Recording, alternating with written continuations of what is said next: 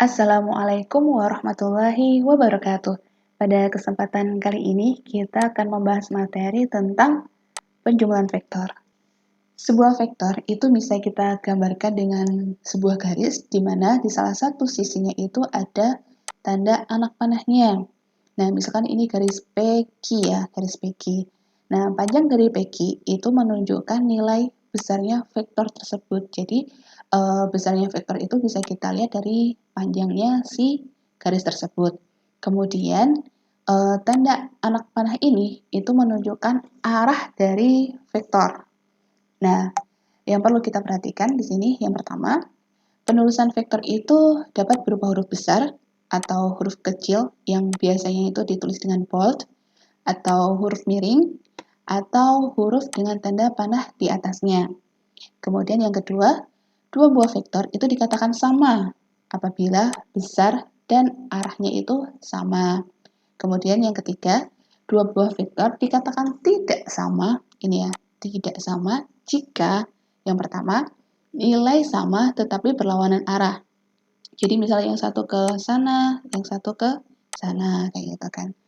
Nah, yang kedua, nilai berbeda tetapi sama arah. Nah, maksudnya yang satu panjang, kemudian yang satu pendek. Ini kan sama-sama arahnya ya. Nah, tapi berbeda dia. Kemudian yang ketiga, nilai dan arah yang berbeda. Nah, misalkan yang satu ke sana, yang satu panjang tapi ke sana. Kayak gitu. Contohnya seperti itu. Kemudian, apabila terdapat dua buah vektor, vektor A dan vektor B, katakanlah vektor A, dia panjangnya sekian ya. Misalkan dia panjangnya adalah 5, kemudian ini vektor B, panjangnya sekian, katakanlah dia panjangnya adalah 2. Nah, arah dari vektor A dan vektor B itu sama-sama ke kanan ya, ke kanan. Nah, maka besar dari A ditambah B itu adalah ini vektor A, kita gambarkan ini vektor A, kemudian disambung dengan vektor B-nya, ini kita tambahkan. Jadi, sama dengan 5 ditambah 2, itu sama dengan 7. Nah, bagaimana dengan A ditambah minus B atau A min B ya? Nah, makanya kita gambarkan. Nah, vektor A itu kan arahnya ke kanan, ya kan? Ini vektor A, ya kan? Nah, kemudian vektor B sebenarnya dia juga ke kanan. Ini tanda positifnya. Kalau misalkan minusnya, berarti arahnya ini kita balik ya. Berarti arahnya ke kiri, berarti ke sini, gitu kan? Nah, arahnya ke sana sebesar 2, kayak gitu kan? Berarti A ditambah minus B atau A min B itu sama dengan 5, ya kan, dikurangi 2, sama dengan 3. Ini ya. Nah, bagaimana untuk penjumlahan vektor yang dia itu membentuk sudut? Sebagai contoh, di sini ada F1 dan ada F2. Nah, antara F1 dan F2 dia membentuk sudut sebesar θ. Maka bisa kita cari nilai dari F1 ditambah F2 atau biasa kita tuliskan dengan R atau resultan itu adalah akar dari F1 kuadrat ditambah F2 kuadrat ditambah 2 kali F1 kali F2 cos θ. Θ-nya ini adalah sudut yang terbentuk antara F1 dan F2-nya. Nah, kemudian bagaimana dengan arahnya? Arahnya yang warna biru ini ya. Jadi penggambarannya itu, misalkan vektor F1 ini ya, yang warna kuning ini. Nah, ini kita tarik ke sini, kemudian kita gambarkan set, gitu kan. Nah, kemudian sama halnya untuk yang vektor F2 ini ya, yang warna kuning ini kita tarik ke sini, kemudian kita gambarkan set. Nah, setelah itu kita tarik antara pangkal sini set sampai ujung sini yang warna biru ini. Nah, ini adalah R-nya atau F1 ditambah dengan F2. Nah, kemudian sudut antara F1 ditambah F2 ini terhadap F1, ini misalkan kita sebut dengan sudut alfa, kemudian antara si R atau F1 ditambah F2 ini dengan F2, dengan garis F2 itu kita sebut dengan beta, maka kita bisa mencari nilai besar sudutnya, yaitu dalam persamaan ini, R atau F1 ditambah F2 itu per sin theta sama dengan F1 per sin beta sama dengan F2 per sin alfa. Nah, nilai di tabel ini adalah sudut-sudut istimewa ya. Jadi nanti saat kita menemukan sudut-sudut ini, kita bisa langsung menggunakannya.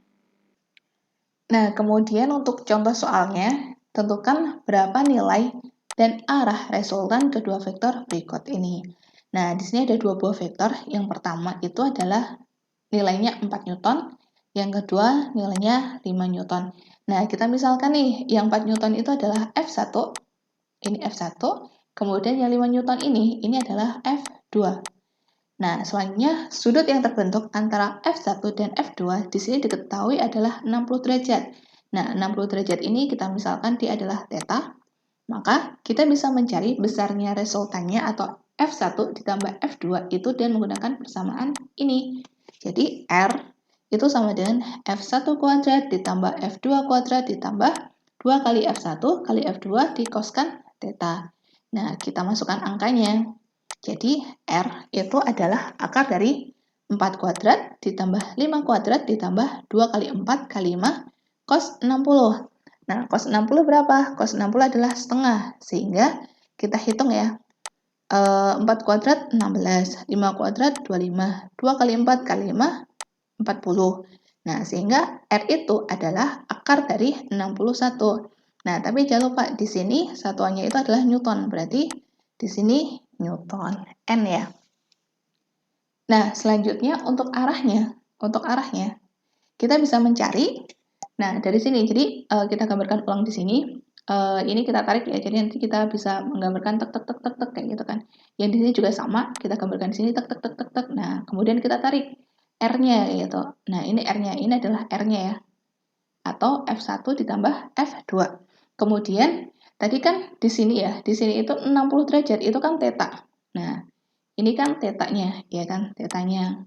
Kemudian, misalkan diketahui sudut yang terbentuk antara R terhadap ini ya, 5 Newton ya. 5 Newton tadi adalah F2, yang di sini F1.